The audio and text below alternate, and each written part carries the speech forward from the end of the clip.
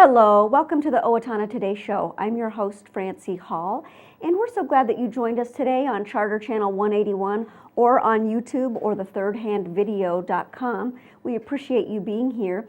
We have a neat show for you today. We're going to be talking with the ladies from the Hospital Auxiliary, and they're going to be talking about the Festival of Tables, as well as what it is that the Hospital Auxiliary does. And then we went on location at the Senior Expo, and we had a conversation with the keynote speaker, Jenny West, who was talking about caregiver support and what caregivers need to watch out for. So we'll be right back after a word from our sponsors with those great guests. Stick with us.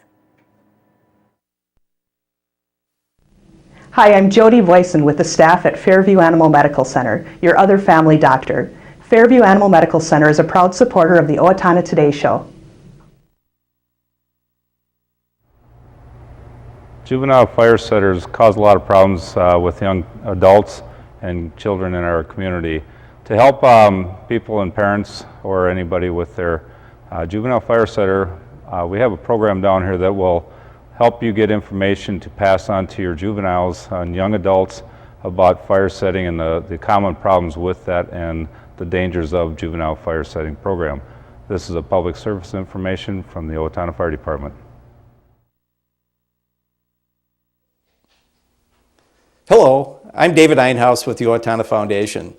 Thank you to all of our donors who have helped make Owatonna a better place to live. Will you join us today with a financial gift? Owatonna Foundation is a proud sponsor of the Owatonna Today Show. Hello, we have been joined by Nancy Westphal and Joanne Sorenson of the Hospital Auxiliary, and they're talking about the Festival of Tables and what the Festival of Tables is and what it supports and all of that good stuff. So could we just introduce both of you, Nancy and Joanne, what is it that you do with the Hospital Auxiliary? Sure. My name is Nancy Westphal, and I have been with the Hospital Auxiliary, I think it's about, 8 years probably now. So after I retired is when I joined. And I do most of my volunteering at the front desk, at the information desk at the hospital. But I've also worked out at the fair, and we have a holiday bazaar, and I worked at that too, as well. All right. Joanne? My name is Joanne Sorenson. I live in Blooming Prairie, and I have been with the Hospital Auxiliary about 5 years, and I volunteer in the Pink Pantry coffee shop one morning a month. I'm also involved with the holiday bazaar in November. And both Nancy and I are members of the Festival of Tables committee, and we're very excited about that. So the Festival of Tables is a fundraiser, and so we'll talk about the Festival of Tables and what it's raising funds for. First, what is it raising funds for? What it's raising funds for, it's going to be used by the hospital's therapy services, and it's going to help purchase equipment and add services to their therapeutic massage for services. So it's for 2 beds, I think? 2 massage beds. Tables. Okay. Tables. And you said earlier it's not your typical massage. There are some different services that are going to be supported. They do acupuncture there, I know, and I'm not sure about all the services that they do. Aromatherapy is another one of this new Penny George rehab. And Penny George is the Penny name George of Institute. Okay, so it's kind of like a Sister Kinney, but they do massage and alternative therapies. Yes. And so I didn't know, but that the auxiliary actually raised funds for equipment. So the hospital has a certain amount of money in their budget, and they didn't budget for this one, and so you guys step in. And last year you raised funds for, what was it that you raised funds for last year? Last year we raised funds for the sleep number beds for the sleep center. They could raise funds for me for the sleep number. That sounds good. And we've raised funds for the mental health patient care, things that the hospital doesn't have in their budget to purchase. Okay. We as volunteers then have these fundraisers every year to raise different things for the hospital. Neat. Besides all of us doing volunteer. The auxiliary, I think, has well over 250 members. Wow, that's a So- lot. That's really good. Well, there are lots of areas within the hospital that we do. I mentioned the front desk, so we volunteer our time there. Joanne said she's in the pink pantry. A lot of people volunteer their time there, Which is a gift shop, right? which is a gift shop. It's I fantastic. love that gift shop, people. I have been in that gift shop, and I've bought several really cute little Yes. jacket things and Yes. all kinds of cute stuff. You could actually spend a fair amount of time and money in there because there's so much cute stuff, and it's really affordable. Right. And where does that money go? That also helps then with things that the hospital may need. So that also is just to raise funds, Mm-hmm. and the auxiliary spends it on things that the hospital needs but maybe isn't in the budget. Scholarships, a lot of money goes for student scholarships. Oh, wonderful. Medical related people going into the nursing field, for instance, will apply for those scholarships. When do they apply for those scholarships? We're not on the scholarship committee, Yeah, are we? I- We're I not, don't- okay, We're that's not on fair. that, so I don't know when they put that out and advertise that okay. they can apply for that. But there's a lot of stuff the auxiliary does that maybe people don't know about. So They do. scholarships and funds for your extra equipment and stuff. So tell us about the Festival of Tables that's going to be raising money for these massage beds. Right. It's a luncheon that's going to be held on Tuesday, May 19th, and it's out at the Country Club. So that's next Tuesday. Yes, it's a week from Tuesday. And this year we have 23 tables that will be decorated. And every table will have a different theme, different colors, and it's just fun to come and see all the wonderful decorated tables. Great. And get ideas for how you might decorate your own table for the holidays or for a special event or whatever. Yeah. Right.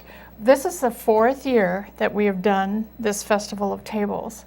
And it's usually been in the fall, so this is the first time that we're doing in the spring. So it's going to be really fun, I think, to see the different themes. Whereas in the fall, you do more fall and Christmas, whereas I think it'll be fun too. Our table this year for our theme, we're doing birds, bees, and butterflies, which is the whole spring thing. Is that the theme for the whole, all of them, or that's just your table? The table that I'm involved So with. you're involved with birds, bees, and butterflies. Oh, neat. And I don't know, Joanne does one too. My table this year will be Hop into Spring, and I'm using rabbits and lambs. Oh, cute. So you can just envision every table Yeah. is just fun with all its different colors and different china, and And so it's next Tuesday. What time? it starts at 11. 11. Mm-hmm. And is there a program that goes along with it, or just visiting and Right. watching the decorations? For an and- hour you can come, and then you can walk around and look at all the tables and whatever, and then we have lunch. There's a luncheon. And then businesses have donated baskets, and you can buy tickets then to put a ticket in for a drawing to win a basket. And it's my understanding we have over 20 baskets. 20 baskets, and they're donated. They're donated by from businesses all and around local town. businesses. Thank you, local businesses. You're so good at supporting our community. They really are. Yeah, they really are. A lot of them support us. We appreciate it. And this year, they sent a letter out to businesses actually to ask for donations, and we're not on that committee, so don't know how that's going yet. We haven't had a meeting with that. But if people want to donate, they certainly can. I would suggest they contact Jenna Herzog, who is our coordinator. Do you have the and- number for the auxiliary? Well, if you I should- have her you've got number, and I'm going to give that to you. Her Jenna, I hope it's number. okay. They're giving out your phone number. Yeah, to Jenna. Well, she's our coordinator. Okay. Her number is 977-2778 if you want to donate to the auxiliary. Sure. So if you want to donate a basket or donate money to the auxiliary or donate Uh-huh. a basket for the Festival of Tables that will be raffled off, I guess, right? How much are the raffle tickets? They're 25. Well, we buy tickets for the luncheon for $25. Everybody pays $25. Yes, okay. And with that, you get 5 tickets to put into for the wow. raffle. Now, if you wanted to put extra tickets in, could you buy extra tickets? You can when you're So- there. When you get there, you Yes. can buy extra tickets. So $25 gets you the meal and all the pretty tables and And the a nice donation. social and a donation and then 5 tickets to go into the baskets. Right. But you can spend more money if you want and buy extra tickets. Yeah.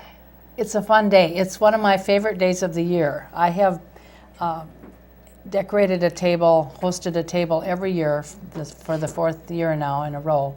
And I'm hoping to do it again next year because it's a fun day. It's a feel-good day with friends and great conversation, great food. Neat. Now, how many friends can I bring with me? How many people sit at a table? You can have as many as 10 at your table, and I think most tables have anywhere from 8 to 10. And like I said, this year we have 23 tables that are full as far as I know. I think there might be room at a couple, I don't know. Really? Yes. So I may not be able to go because you've already sold all the tickets. Right, you could contact the hospital and ask if you're interested in it, or just remember next year to give us a call and if you want to be involved. So if you want to go and you want to find out if there are any tables available still, then call the hospital auxiliary, call Jenna, whose number they just gave. But we want to encourage people to keep it in mind for next year. Right. This year we have 23 hostesses. We'd like at least 23 or more next year. And it seems like most of us have nice linens, nice silverware, nice dinnerware, and this is a chance to show it off and use it. So keep us in mind for next year if you'd like to consider being a hostess for a table. So we all have, our pretty china, stuff that gets maybe once a year that we use, or the stuff that you got for your wedding years ago. That's fun stuff to take out. That's really good. Now, before we wrap up, I do want to find out, how can people volunteer with the auxiliary? You can, again, contact Jenna. She is our coordinator, and 977-2778, 977-2778 if you want to volunteer with the hospital auxiliary. Yep. If you're interested in being a volunteer, there are lots of different things. Another thing that we do is have a fair booth out at the Steele County Fair and sell lots of things out there, so that helps with our fundraising. So the Pink Pantry has a booth there, because I know I actually bought a dress there, I think. Is that right? Or was that another event? Maybe that was the senior expo. I think that's at the senior. Okay. Or Marcia has that. So what else can they do? They can sit at the front, they can greet people and give people information at the front desk.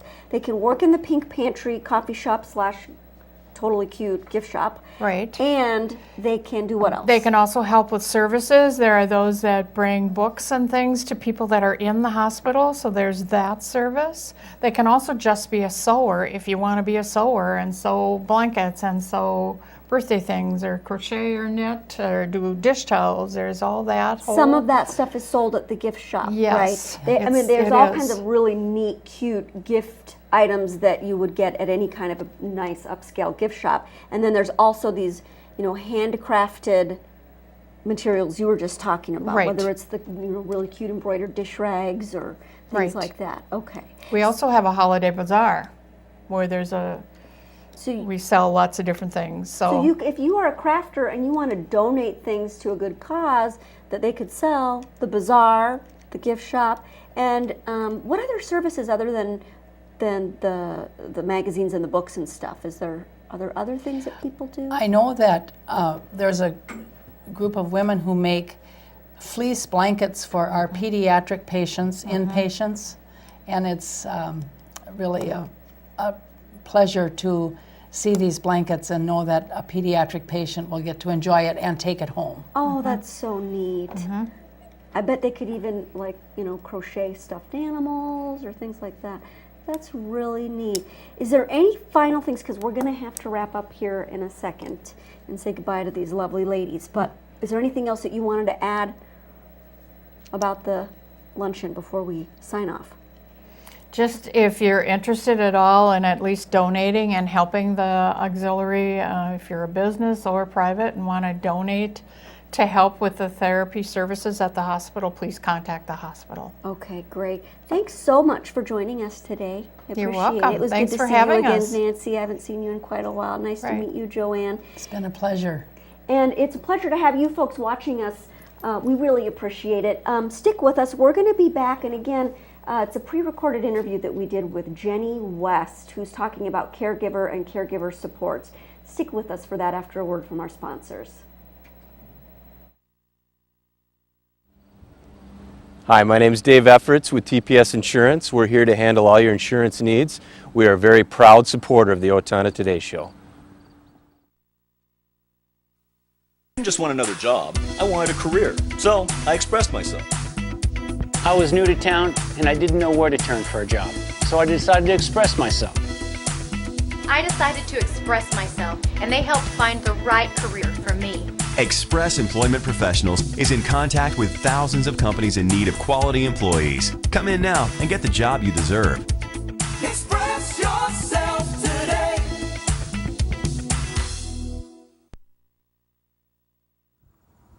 Hi, this is Doug Johnson at the Owatonna Business Incubator, a proud supporter of the Owatonna Today Show.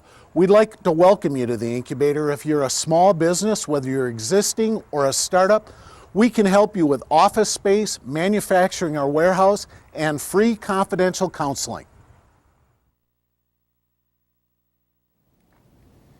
Welcome to Bremer Bank. I am Jason Iberg. And I'm Shannon Pedersen. Bremer is a full financial services bank. We invite you to stop by Bremer Bank and experience the Bremer difference.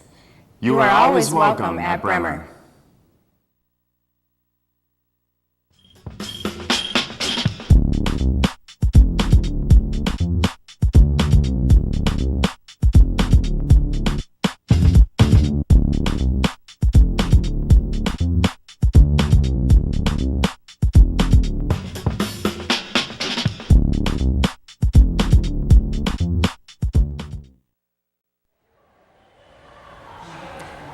Welcome back. We are here at the Senior Caregiver Expo, otherwise known as Engaged for Life, and we're meeting and speaking with the keynote speaker here, which is Jennifer West.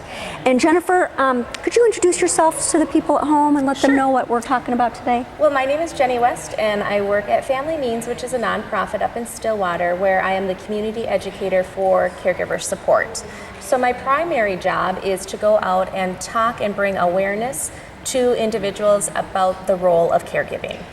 And that's a really important role that so many people with this sandwich generation are experiencing. And so there are people our age range in our upper 40s caring for parents, and there are also our parents caring for their spouse, as well as people caring for children and grandchildren. So it's a huge topic.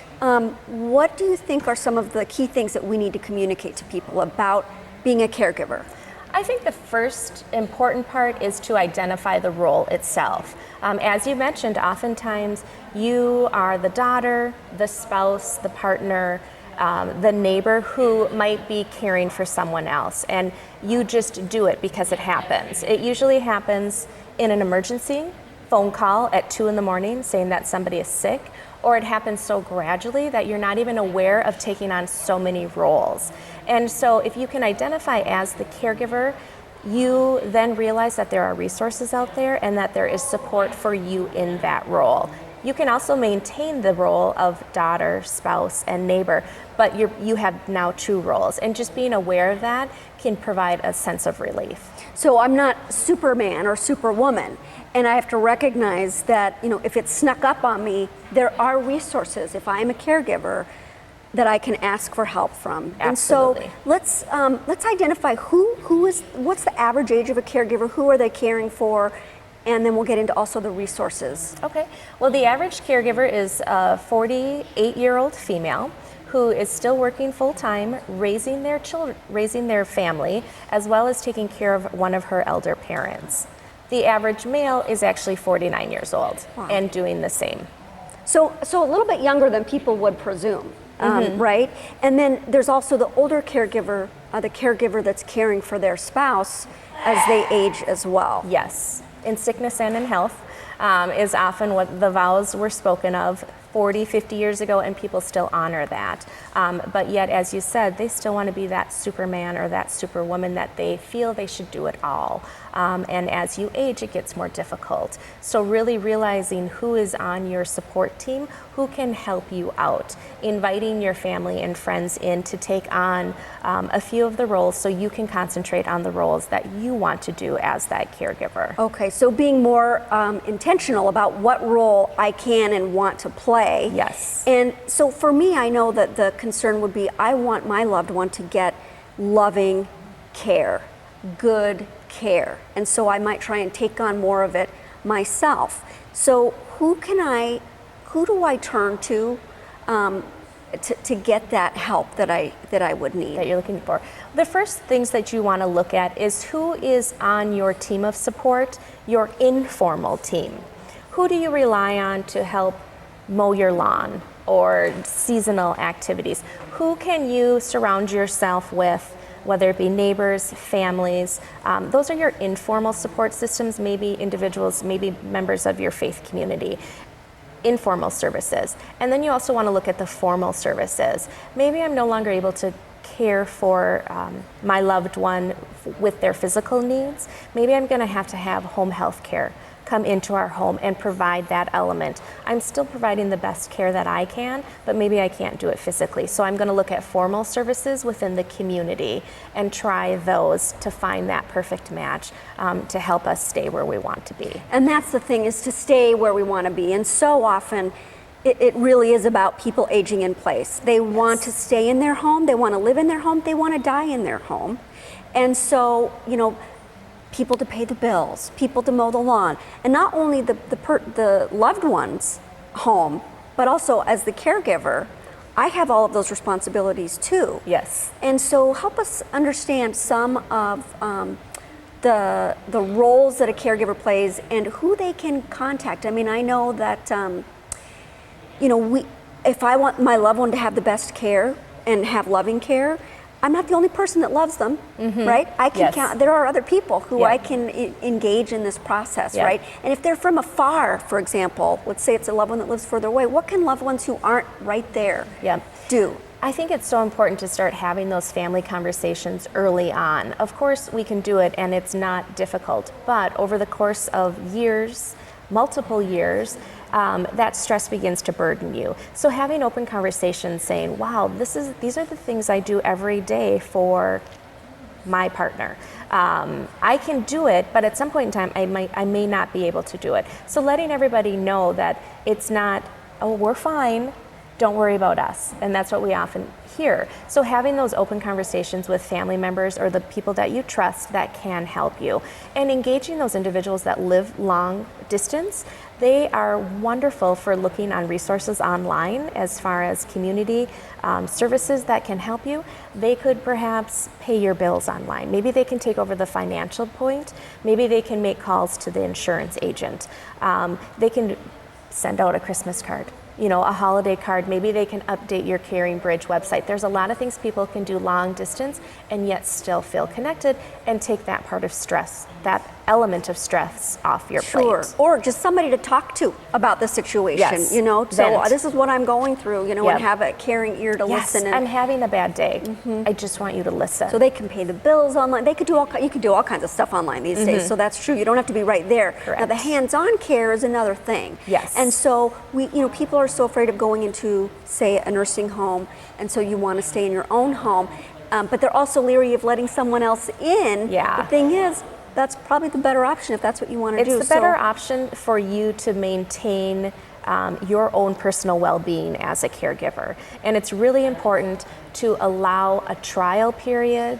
When you're bringing other people in, you have a human connection with this agency who is providing a human need. So what you want to do is you want to make sure that it's a good match. And it's difficult to do. It takes time. You're not going to be able to just call somebody and have a success story by the end of the week. You have to allow yourself a trial period of anywhere between a month to 3 to 4 months to find that, to get into a routine that works for you. Okay.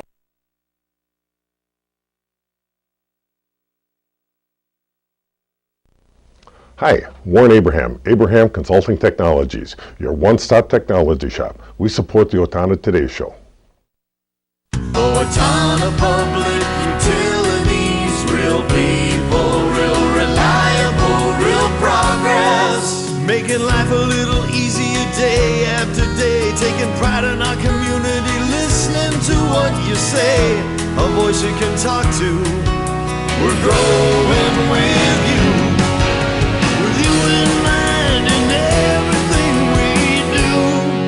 Owatonna Public Utilities.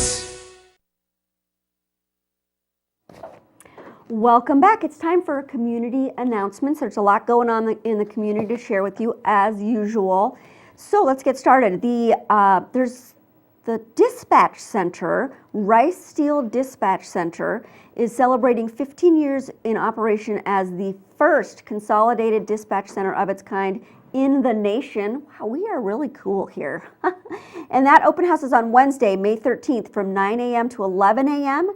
and 3 to 5 p.m. and it's at 204 East Pearl Street. Guided tours of the facility are available, as well as emergency vehicles for you to also take a look at. You might remember that we had some folks on the show the other day from the Alternative Learning Center, and we want to remind you that the kids are putting on a cancer benefit for Dawn Hedinga, and that's a spaghetti supper and silent auction at the Eagles Club, 141 East Rose Street, May 15th from 5 p.m. to 8 p.m. It's $8 in advance, or it's $10 at the door, and kids 5 and under eat free.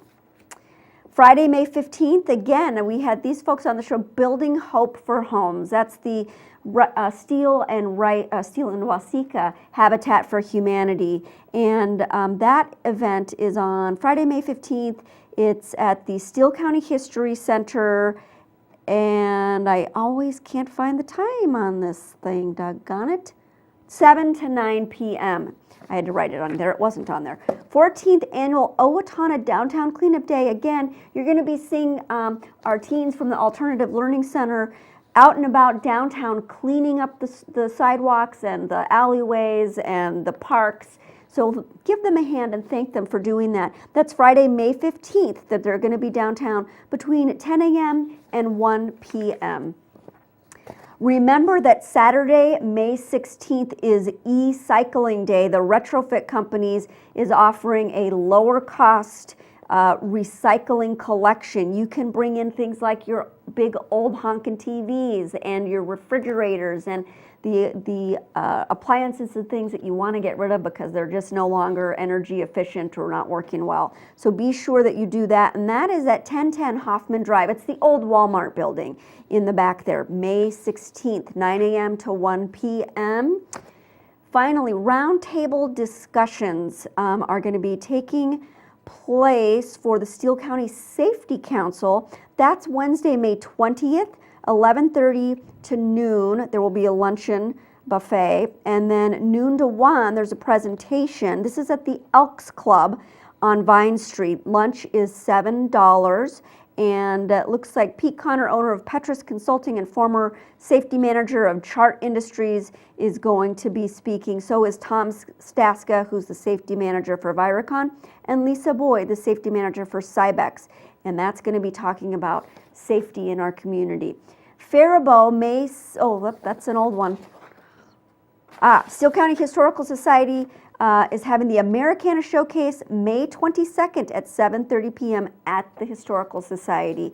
Thank you so much for joining us. We appreciate you being here, watching us on channel 181 or on YouTube or thethirdhandvideo.com.